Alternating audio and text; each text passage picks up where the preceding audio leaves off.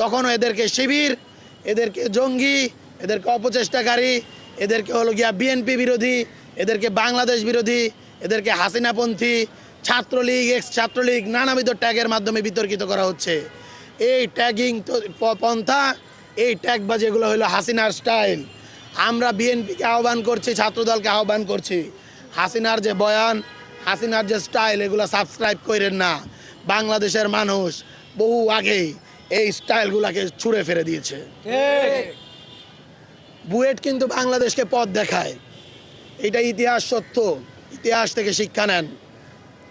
2019 সালে আওয়ামী লীগ ছাত্রলীগের বিরুদ্ধে বাংলাদেশে প্রথমবার যারা একদম সম্মুখ সারি থেকে রাজপথে থেকে প্রতিবাদ করেছিল এবং ক্যাম্পাস থেকে ছাত্রলীগ মুক্ত করেছিল, ছাত্রলীগের স্বৈরাচার মুক্ত করেছিল, সেই ক্যাম্পাস কিন্তু বুয়েট।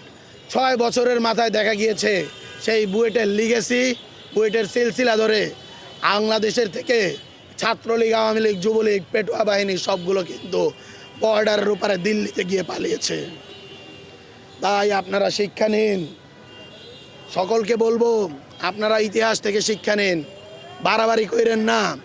বাড়াবাড়ির ফল বাংলাদেশে কোনোদিন মিষ্ট হয় নাই।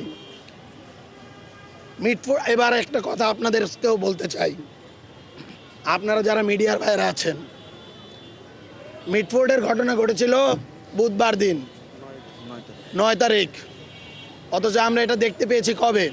মিডিয়ায় 11 তারিখ। 48 ঘন্টায় এই ফুটেজ আপনাদের কাছে ছিল, আপনারা এটা পাবলিক করেন নাই। আমরা কোনো নিউজ মেইন স্ট্রিম মিডিয়ায় এই ভিডিওটা দেখি নাই। এর কারণটা কি? আমরা দেখেছি আপনারা কিন্তু আমাদের জুলাইয়ের যে ভিডিওগুলো, হত্যাকাণ্ডগুলো সামনে এনেছেন, আপনারা জানেন যারা যারা ভিডিও করতে যেতেন, রিপোর্ট করতে যেতেন, তাদেরকে রাত্রে 9টার পরে ডিজিএফআইয়ের কাছে, আওয়ামী পেটো বাহিনীর কাছে হাজিরা দিতে হইতো। আপনারা যে রিপোর্ট করতেন সেই মেমোরি কার্ড জমা দিয়ে আসতে হতো। অনেকে রিপোর্টগুলো জমা দিতে পারতেন, সারাদিনে রিপোর্ট করতেন, কিন্তু সেইটা ব্রডকাস্ট হইতো না, টেলিকাস্ট হইতো না, পাবলিক হইতো না।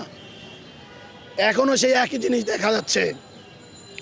48 ঘন্টা পরেও আমরা কোনো প্রকার পাবলিকেশন সেটা দেখতে পাই নাই। এটা বড়